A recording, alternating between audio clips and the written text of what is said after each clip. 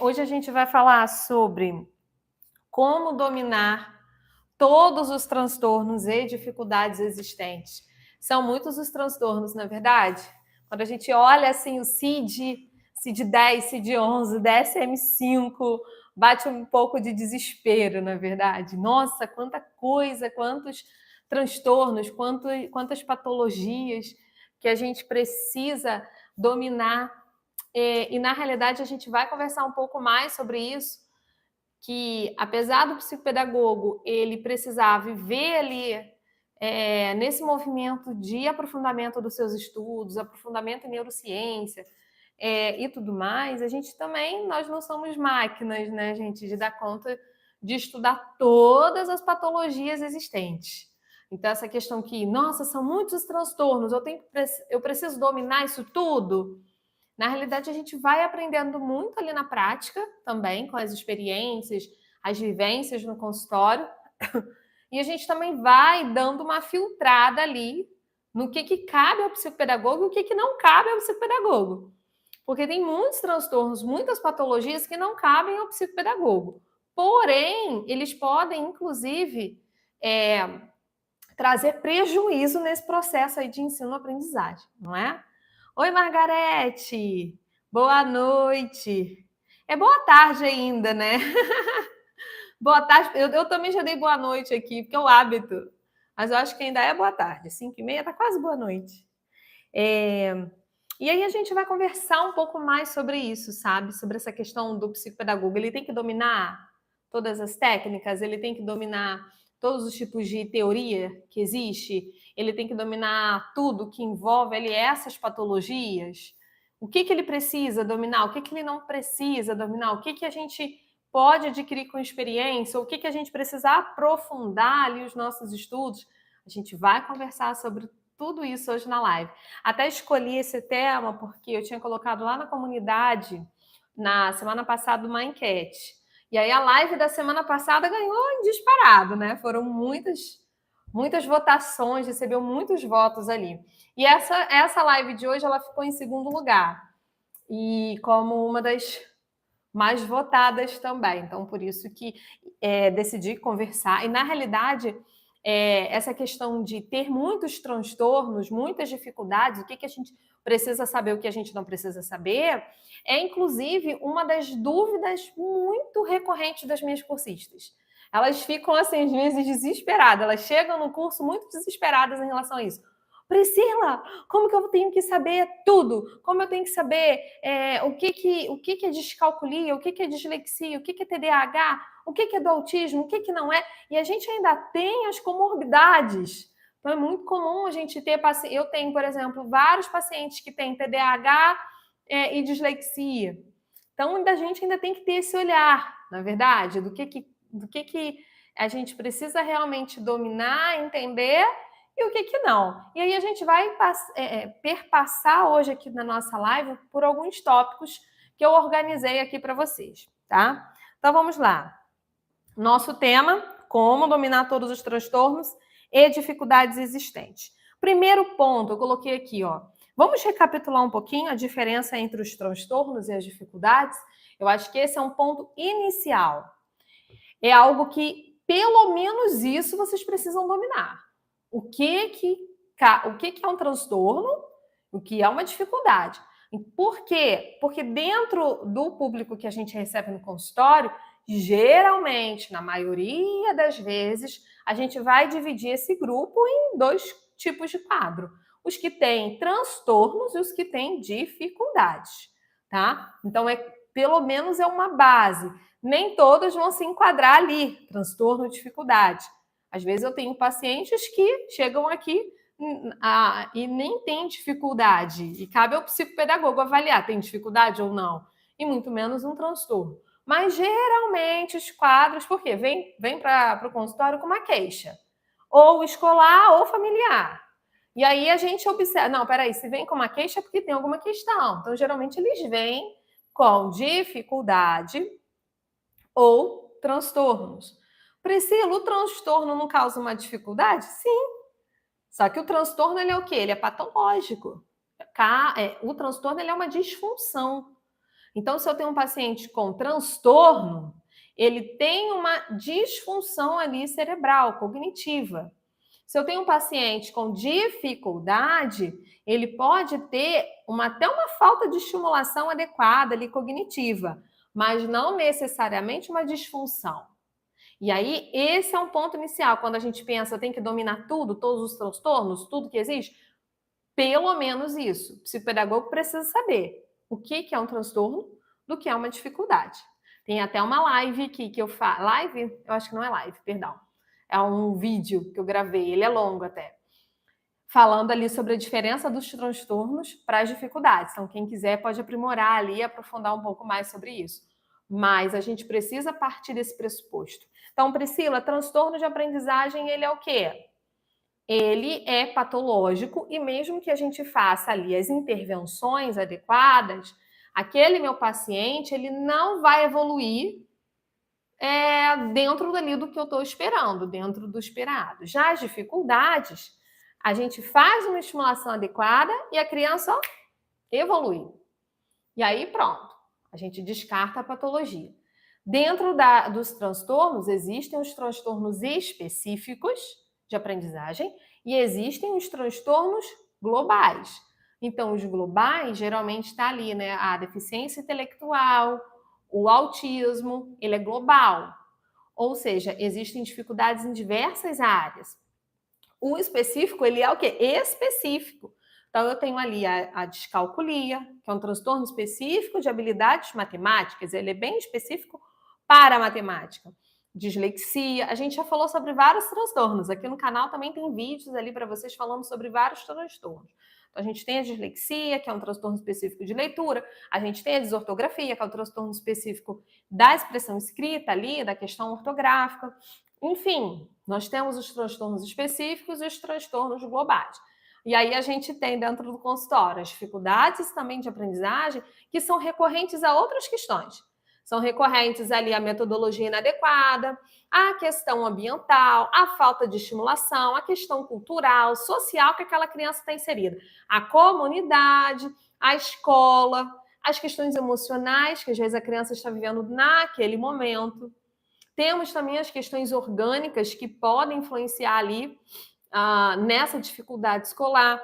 Ou seja, temos vários pontos que podem influenciar nessa aprendizagem. Então, se eu preciso dominar todos os transtornos existentes, pelo menos vocês precisam saber a diferença do que é transtorno para o que é dificuldade, porque são dois grupos que a gente recebe no consultório. Beleza? Até aí, ok? Então, tá bom. Eu até coloquei aqui, ó. Você sabendo, tendo essa consciência do que é um transtorno, porque é uma dificuldade, você já tem ali fundamentado o seu trabalho, porque são os dois grupos que recebemos ali com certa recorrência aqui no consultório, tá? Segundo ponto, nós temos o CID, hoje a gente tem o CID-11, mas são poucos os profissionais, neuropediatra, por exemplo, que estão fazendo uso do CID-11, ele ainda está em implementação, ele já é implementado, muitos fazem, mas eu, por exemplo, tenho muitos laudos aqui que eu ainda estou recebendo com o CID-10. Então, a gente tem o CID-10 e o CID-11 como parâmetro ali dos transtornos. Na realidade, quando a gente olha o CID, ele é gigante. Então, nós temos o DSM-5, que ele é o quê? É um manual, gente. Então, ali tem todos os transtornos, patologias, doenças que existem. E no DSM-5, a gente vai ter o quê? Os critérios diagnósticos, o que aquilo ali pode influenciar no meu paciente, quais são as características comuns. Então, a gente tem esses dois documentos que são super importantes que a gente pode utilizar como consulta. Meu Deus, Priscila, dessa grossura eu tenho que memorizar? Claro que não. Não precisa memorizar. Mas a gente precisa ter consciência e ter acesso, né, gente? Pelo amor de Deus, tenha lá. Vai manusear um pouco aquilo ali, vai tentar entender como funciona. Quando alguns CIDs a gente até já costuma memorizar. Então, eu já sei a F90, eu já sei, TDAH.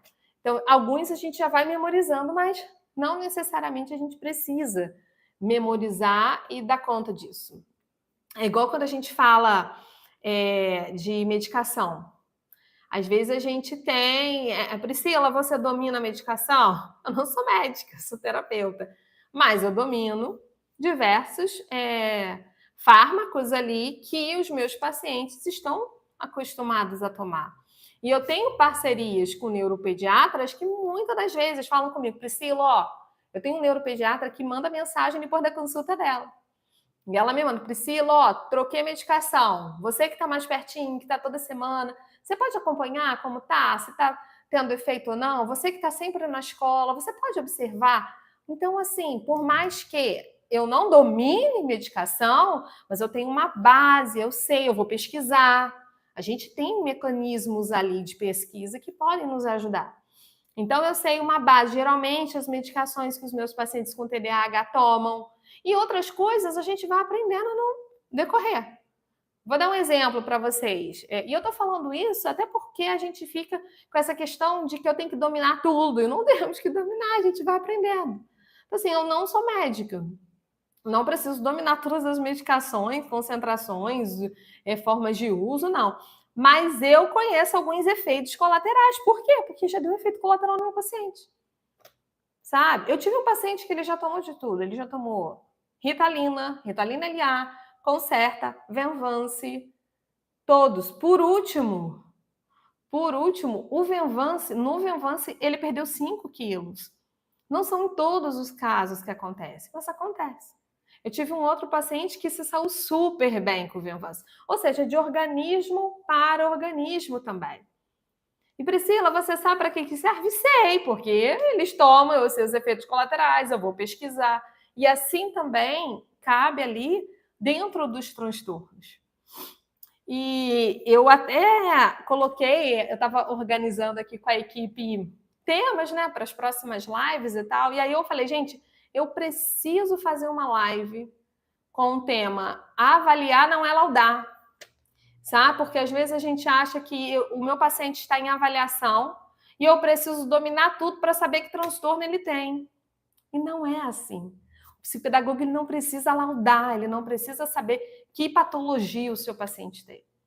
Priscila, você costuma, no final da avaliação, saber se o seu paciente tem um transtorno ou não? Consigo. Mas eu tenho muitos anos de prática. Priscila, você consegue distinguir se o seu paciente, por exemplo, tem uma dislexia ou não tem? Consigo.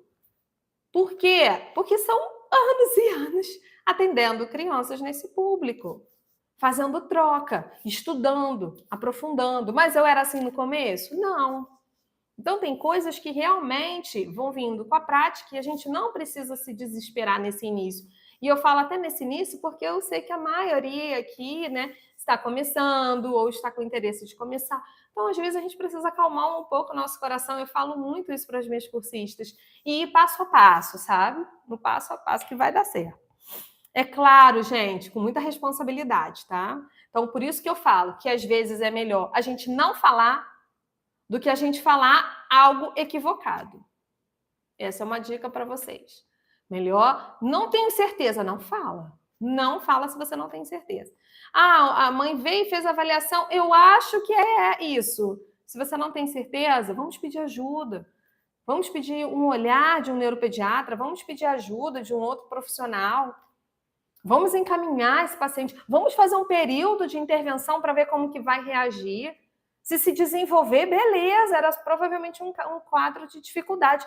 Se mesmo com a intervenção adequada não evoluiu, poxa, pode ser uma patologia. Eu sempre falo que a avaliação, ela não simplesmente termina ali depois de determinadas sessões, a gente continua aí no processo, tá? Gente, vocês estão acompanhando? Tá beleza?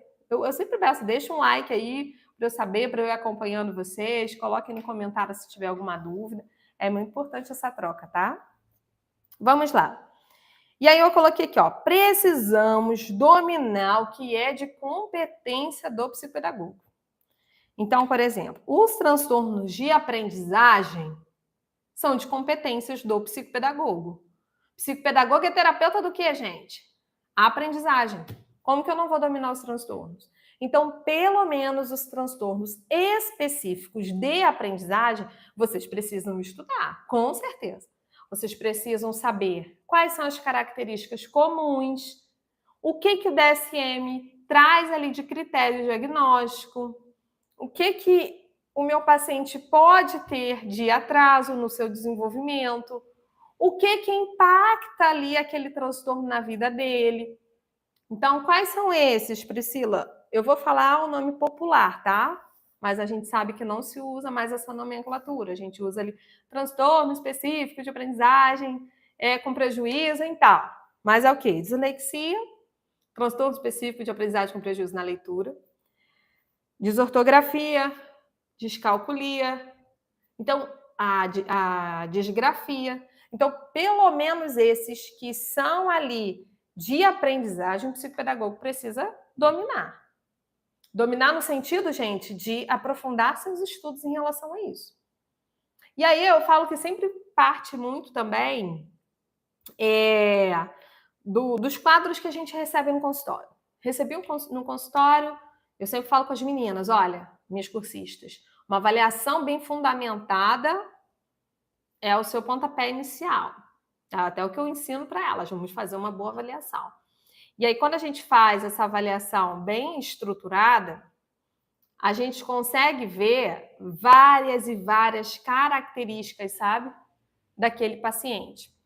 E aí, às vezes, a gente vê uma característica assim, sabe, bem que você acha que não era e é. E aí, o que eu falo sempre? Olha, se tem aquelas características, a gente pode o quê? Estudar se aquelas características se enquadram em algum tipo de transtorno. E é aí que a gente também vai aprendendo, tá? Não é eu dominar o transtorno para eu ver se meu paciente tem. Preciso estudar, aprofundar. Porque aí na hora eu falo, opa, ele se enquadra em muitos critérios que tem aqui.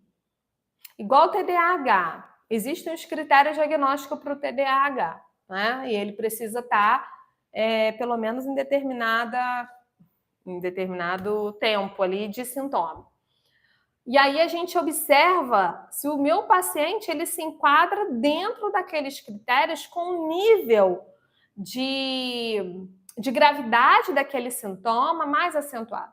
Porque se eu perguntar assim, qual que é um dos critérios da criança com TDAH, por exemplo? Esquece com facilidade que aprende. É um critério.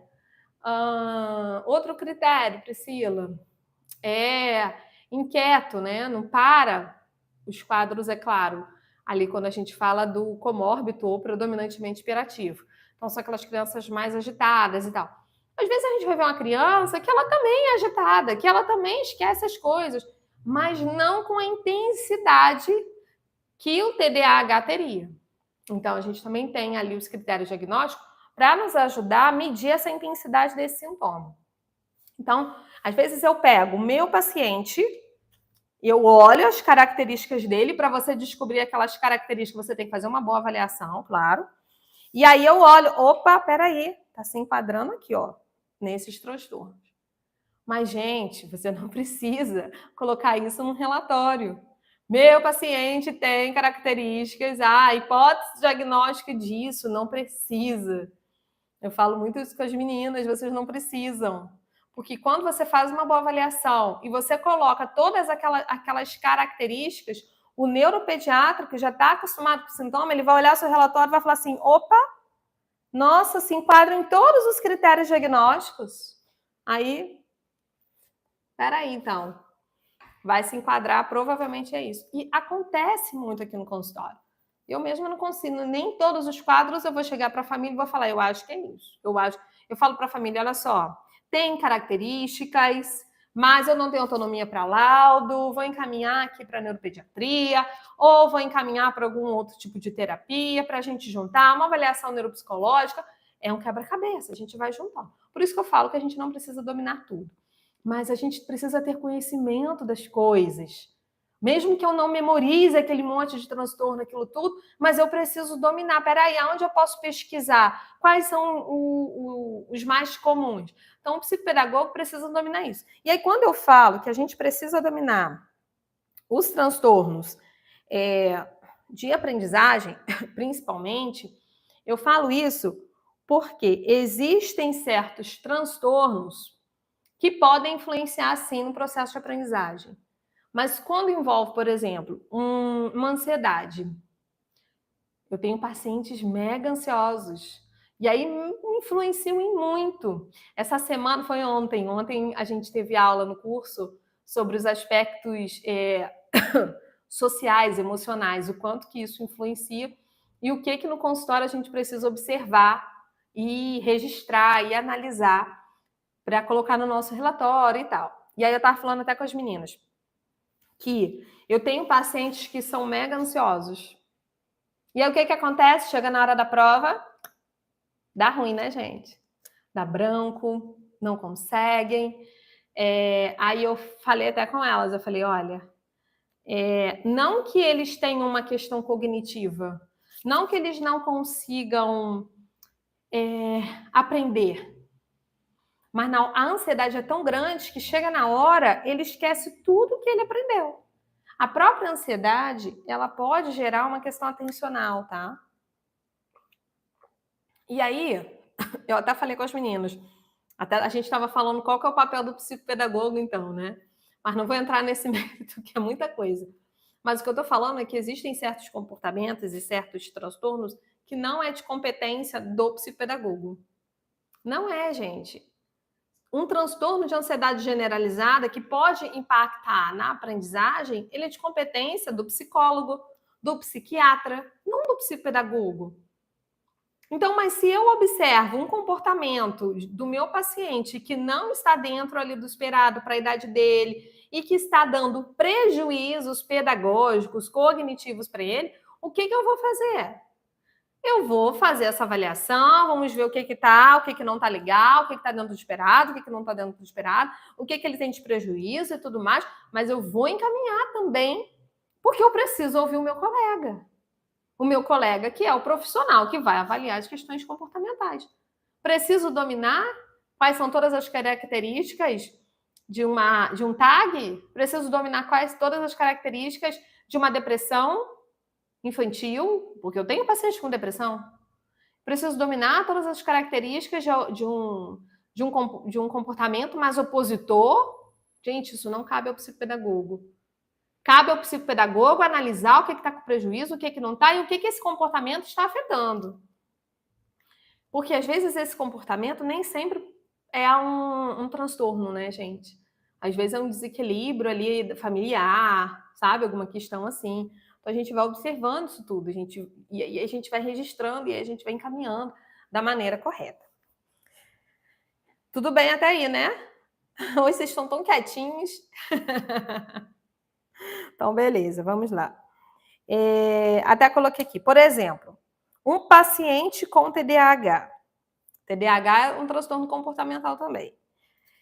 E cognitivo, né? Que pode sofrer prejuízos na sua aprendizagem, principalmente escolar. No consultório, a gente consegue medir essa capacidade atencional, né? A gente consegue analisar esse comportamento, mas a gente não tem autonomia para esse lado para dizer que isso é TDAH ou não. E aí é responsabilidade de quem? Minha? Não. Minha responsabilidade é colocar ali. Eu acho que, assim, resumindo a nossa live de hoje, eu preciso dominar, sim, alguns transtornos ali, principalmente de aprendizagem, mais específicos, né? Preciso dominar também os transtornos que a gente recebe com muita recorrência no consultório, as crianças que já vêm laudadas, então TDAH, autismo, a gente precisa, os níveis de suporte do autismo, nível 1, nível 2, nível 3, precisamos dominar um pouco de legislação para saber o que o meu paciente estará amparado dentro da escola, o que não estará, o que a gente pode orientar a família a fazer essa cobrança ou não, o que a gente pode orientar o professor a trabalhar, enfim, temos que saber isso também.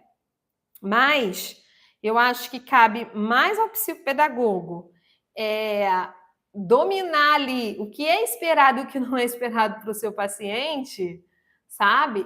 Do que em si memorizar todos os transtornos.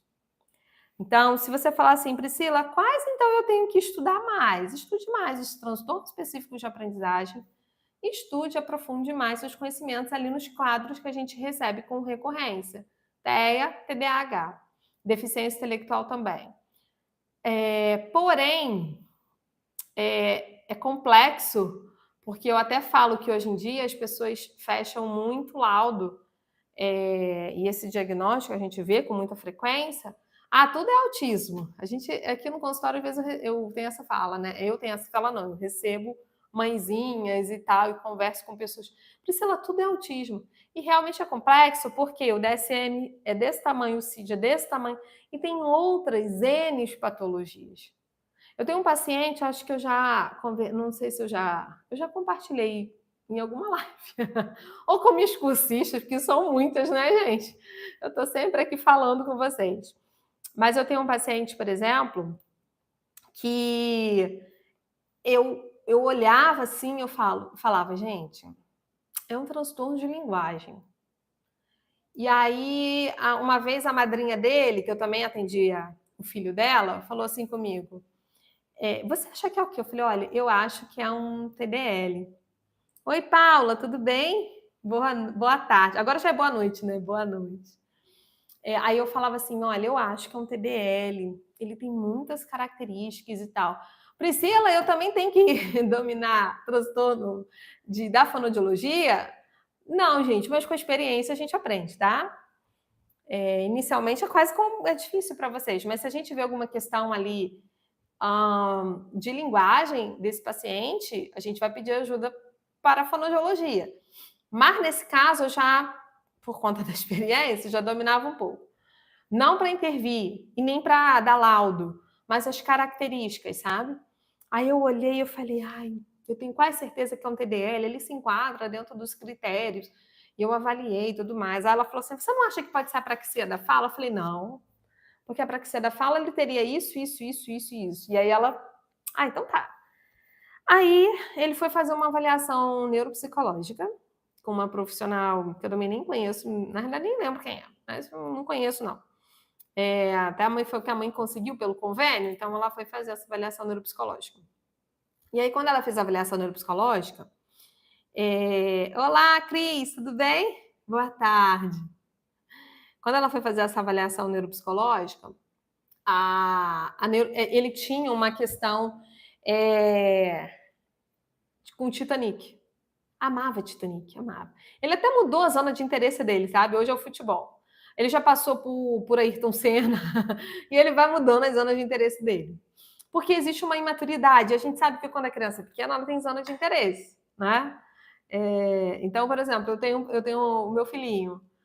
Ele tinha uma coisa com bombeiro. Aí agora passou a zona de interesse do bombeiro, ele agora só quer saber Davi e Golias. Aí ele quer brincar de espada com Davi e Golias, é uma figura. Então, é zona de interesse, ele vai tendo. E esse meu paciente, por ele ter uma imaturidade, até de linguagem e tudo mais, e comportamental também, ele tinha as zonas de interesse dele. Então, naquela época que ele foi fazer, tinha Titanic.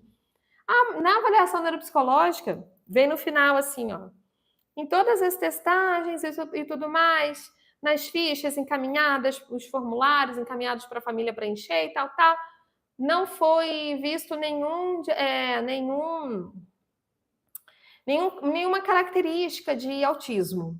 Porém, ele tem um hiperfoco, que a gente chama agora de zona de interesse, não é hiperfoco. Ele tem ali hiperfoco, estava escrito, como é que ela colocou? Do Titanic. Então, a partir disso, a hipótese diagnóstica é de autismo. Aí eu olhei e falei assim, gente, ele não deu nenhum critério diagnóstico para autismo, porque o autismo ele não se limita à zona de interesse. Tem outras coisas, é importante a gente saber que outras coisas são essas. O autismo ele tem a questão de inflexibilidade cognitiva, aquela criança que é mais engessada ali. A gente tem que observar se tem algum tipo de movimento estereotipado ou não, tá? E assim, às vezes pode ser. Aí a Paula está até falando, a minha filha está com 17 anos e tudo é sobre o Sonic. Tem que passar por uma avaliação, se pode ser uma zona de interesse, porque também, assim, não é só o autismo que tem zona de interesse, tá? TDAH também tem. E aquela criança que é mais imatura, ela também pode ter zona de interesse, sabe? E acontece. Então a gente precisa investigar. Mas, por exemplo, a filha da Paula, por ter uma zona de interesse ali, né? Mas ela tem TEA. Ah, então tá explicada a zona de interesse dela. Ah, tá. E QI bem alto em linguagem. Então tá explicado ali, já justifica a zona de interesse dela, a questão do TEA. Mas o que eu tô falando é que, assim, nem todas as crianças, né, bem infantil também, isso aí, nem todas as crianças, adolescentes que têm zona de interesse vão se enquadrar no TEA. E era o caso desse meu paciente. E aí, graças a Deus, a mãe me escutou. Eu encaminhei para uma amiga que faz uma ótima avaliação. E aí, o que ela fechou? Ela foi lá e fechou o TDL. Falou, Priscila, não tem autismo. Aí eu encaminhei para uma neuropediatra, parceira também de trabalho. Ela, não tem autismo. Não tem. Só que aí fechou, a neuropediatra colocou a comorbidade com TDAH, que eu acreditava também. Até coloquei no meu relatório, né, um grau elevado de dispersão, essa dificuldade no foco atencional e tudo mais. Então, assim, eu precisei dominar tudo? Não, mas eu tinha uma noção ali básica até para orientar. Mas era assim, era óbvio, gente. Eu olhava o meu paciente e ele não falava direito, então não era só um atraso de fala. Ele também tinha uma dificuldade em se expressar e também em, a gente chama de linguagem, né, receptiva e expressiva. Ele tinha dificuldade na forma como ele se expressava, ele tinha dificuldade na forma como ele recebia essas informações. Então era óbvio que tinha alguma questão de linguagem. Eu precisava dominar TDL? Não, mas eu sabia. Desde o início eu até falei com a mãe. Mas é porque eu já dominava um pouco mais esse assunto. Mas para quem não domina, peraí, ó, tem uma questão de fala, tem uma questão de dificuldade em entender comandos, dificuldade de se expressar, vai para a fonoaudiologia. Você não precisa saber se é TDL, a praxia da fala. É a fonoaudiologia. Mas você precisa saber encaminhar. E essa percepção, sabe, do que tem de atraso, do que não tem, a gente consegue com a nossa avaliação.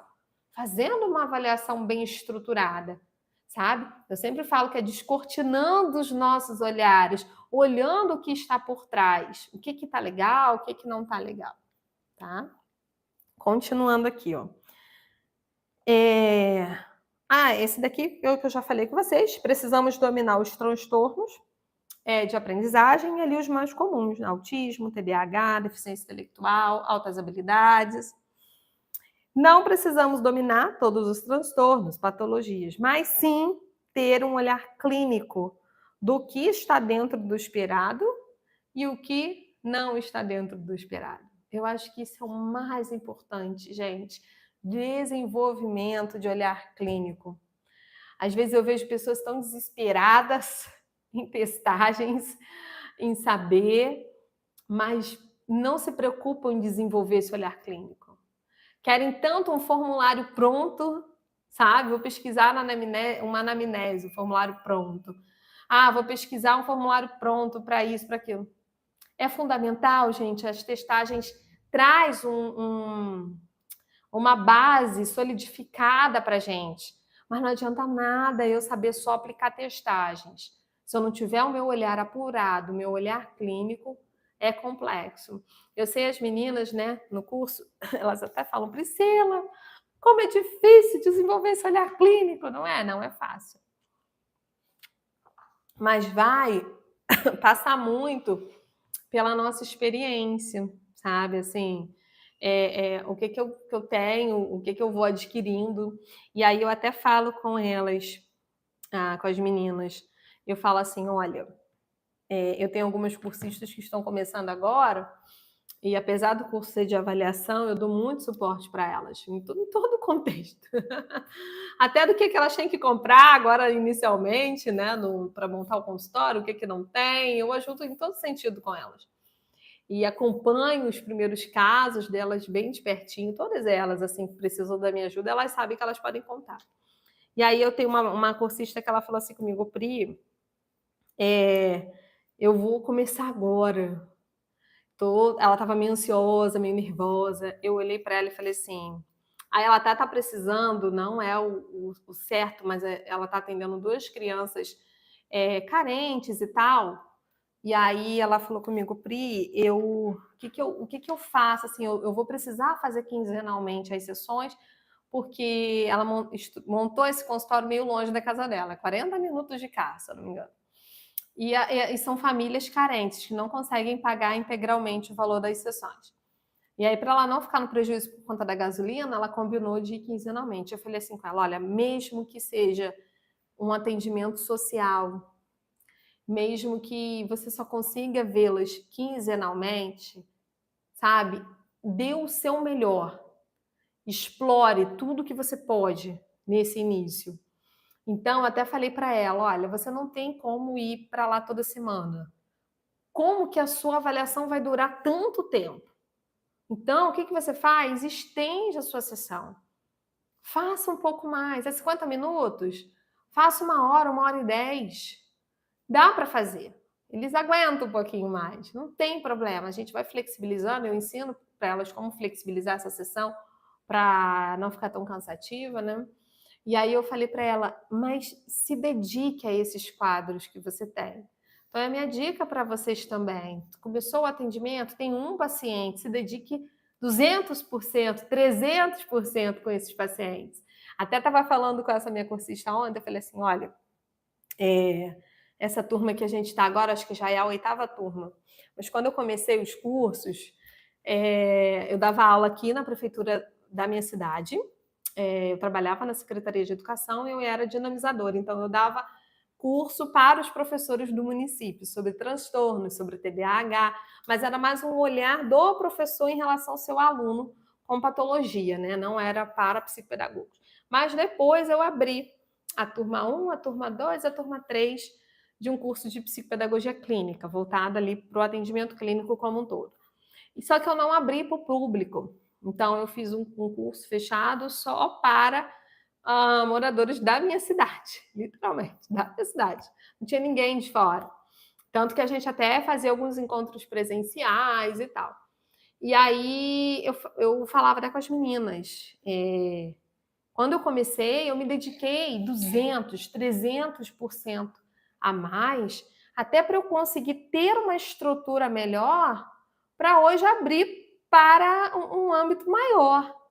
Então, da mesma forma que eu era tímida, eu não era muito de falar no YouTube. Sabe?